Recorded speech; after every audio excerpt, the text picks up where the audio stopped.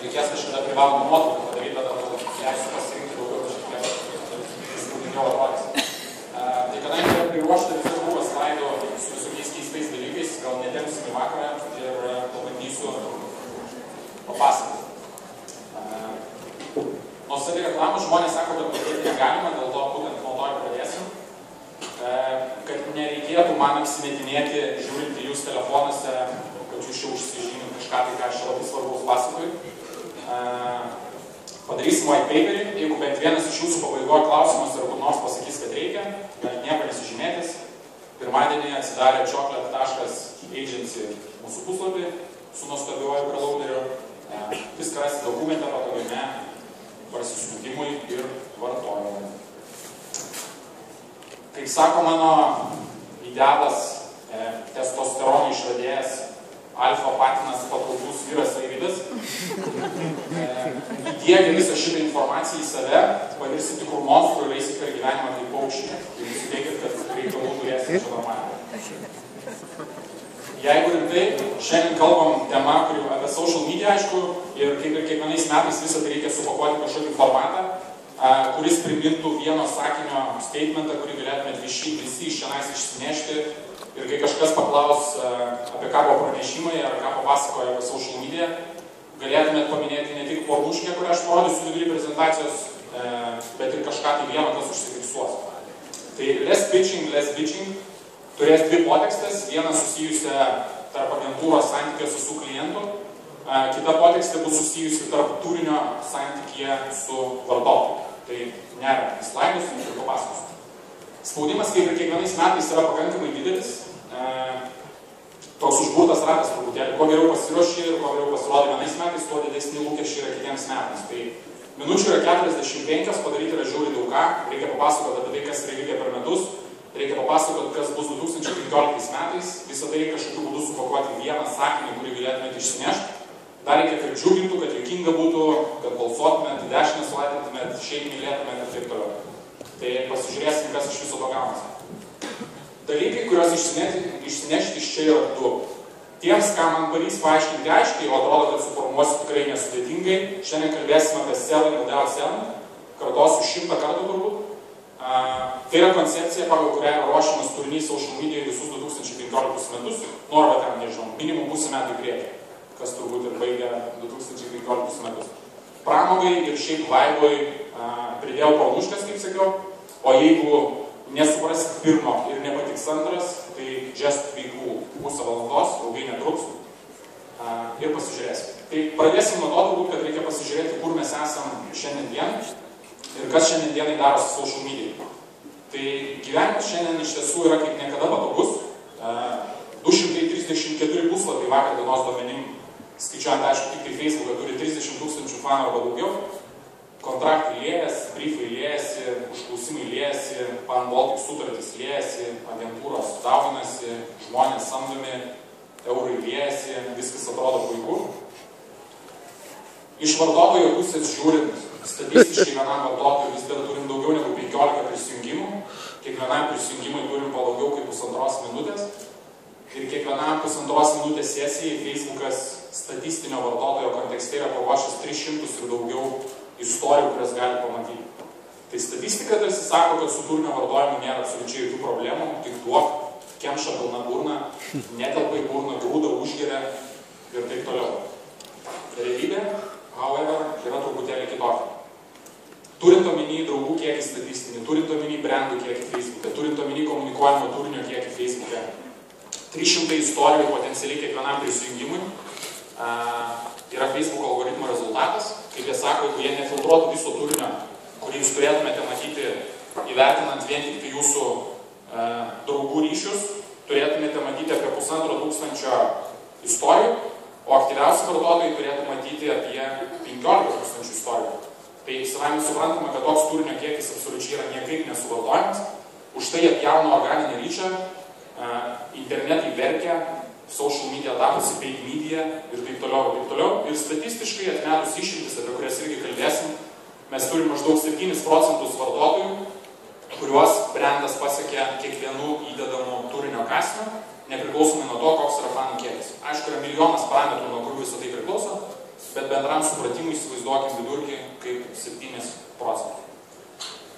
Engagementas, paprastai sakant, vartotojų įsitraukimas į turinį per metus laiko nuo praeito logino, jeigu žiūrėti statistinius puslapius, ten tiek tuos, kurie turi kelius šimtus tūkstančių fanų, tiek keliasdešimt tūkstančių fanų, vidutiniškai yra nukritęs nuo 2,5 iki 3 kartų. Tai yra laikų kiekis, komentarų kiekis, share'ų kiekis ir visas kitas gerumas, dėl kurio vyksta žaidimas social medijoje, krenta stačių kampų. Ir atrodo, kad džiaugtis nėra kuo, bet iš esmės patys to prisiprašėme. Turint omenytus 234 puslapius, kurie jau turi tokią apčiuopimą 30 tūkstančių vartotojų auditoriją, galim labai paprastai pasižiūrėti, ką mes visi kartu su tais, kas kuria turinį su kitomis agentūromis, ką mes iš tiesų padarėme ir ko mes pridirbame.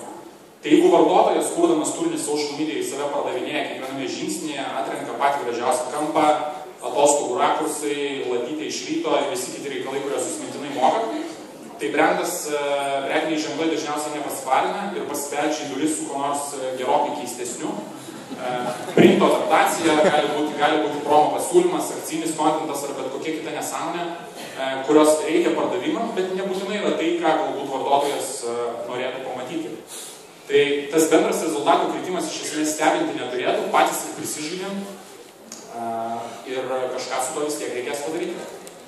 Muštynės dėl rezultatų iš tiesų yra kaip niekada aštrios, visi kalba apie statistiką, abi dvi pusės kontrakto yra išmokę krūvą dalykų, pasilakstę po mokymus, prisiskaitę straipsnių, prisižiūrėję visokių blogo įrašų ir visų kitų dalykų. Ir muštynės dėl statistinių rezultatų ir dažniausiai dėl engagemento vyksta kaip niekada stipriai.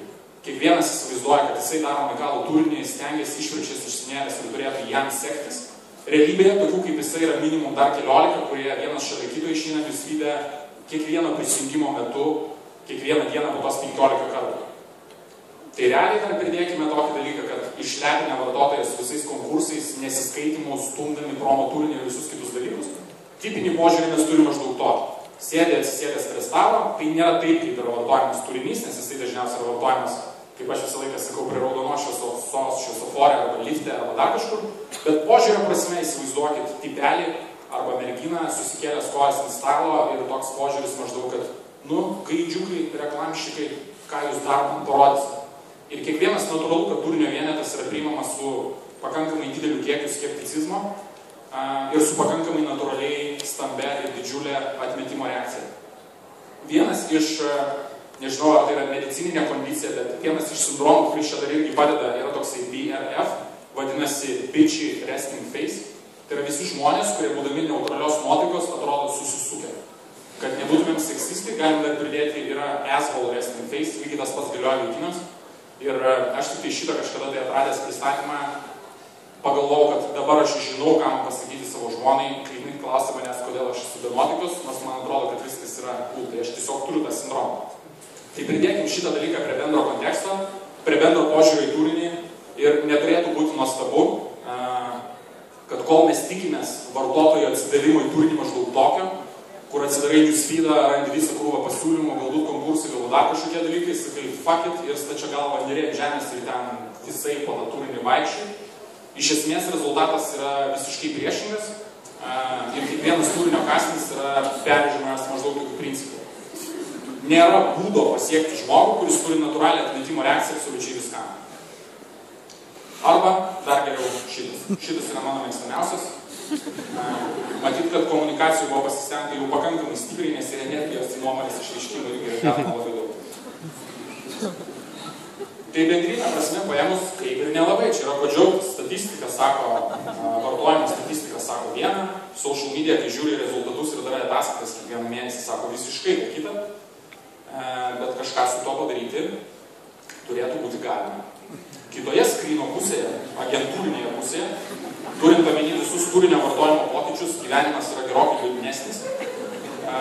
Ir jeigu kontraktų prasme šokiai, pokiai, gerumai visi kiti reikalai, tai turinio kūrimo prasme iš tiesų yra absoliuti neviltis. Žiūri vieną ataskaitą po kitos, visur yra stačių kampų krentanti statistika į apačią, jeigu dar palygini su atskaitos taškais, kuriais turėjai pernai metais, nedaug gėrė su klientu susitikinėjai gyvai kartą tenais 3 mėnesius ar pusę metų, o ne kas porą savaičių, o ne bent kartą į mėnesį. Ir kaip paskutinės pergalės yra užsifiksavę pernai metų ten pabaigos kokiamis rezultatą. Tai dabar su šiuo metu vidutiniu vidutiniškai pasisekusią kampaniją atvažiuoja pasidžiaugti rezultatais ir paaiškėja, kad atsakymas į rezultatų pristatymą yra maždaug toks, kad o kodėl čia yra 10 kartų ar 5 kartus blogiau negu buvo pernai, kuo mes čia džiaugiamės. Tai tas gyvenimas agentūros pusė yra toks, sakykime, pakeistėjęs. Tai kas veikia 2015 metais ir ką dabar reikės padaryti? Tai atvirai pasakius,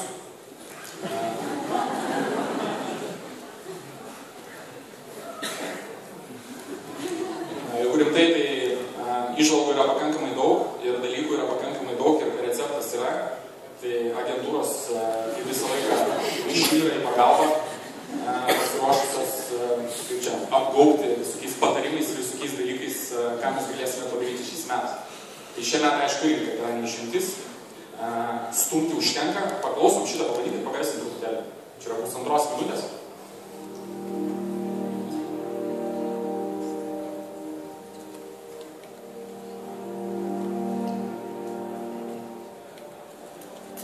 There's a fascinating article making the rounds on the internet recently about how the Instagram generation now experiences the present as an anticipated memory.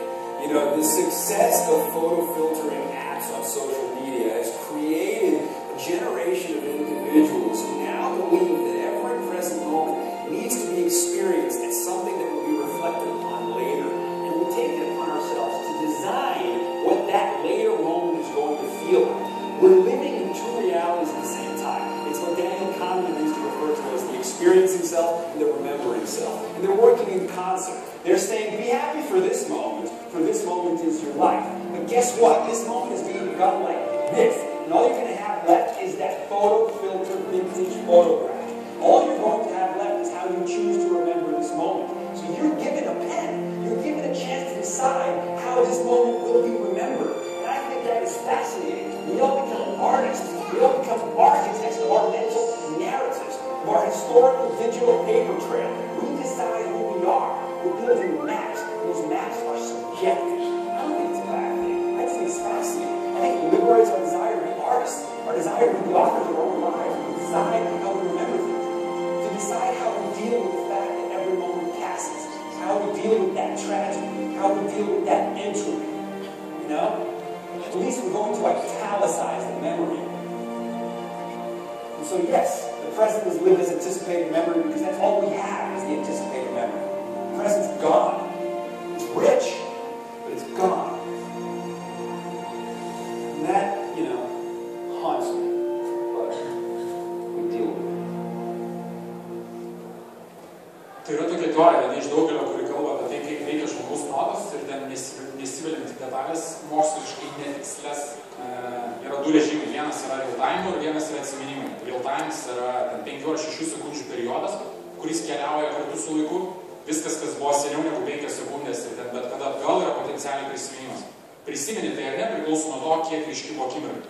Tai paaiškina, dėl ko išvažiavę atostogų pirmą dieną į Instagramą dedat absoliučiai viską, antrą dieną truputėlį apsiraminat, nes tai tampa konstanta. Dėl ko pirmas Sardinijos žydro vandens drono video surenka ten 100 laikų, o trečias kokį 30 ir tai atkištais dantim per kokias 3 dienas. Vartotojas vertina viską lygiai taip pat. Lygiai taip pat yra vartojamas ir digital turinys, lygiai taip pat vartojama ir social media. Tu žiūri absoliučiai viską ir įsimeni tai natūraliai, kas yra ryškiausi momentai.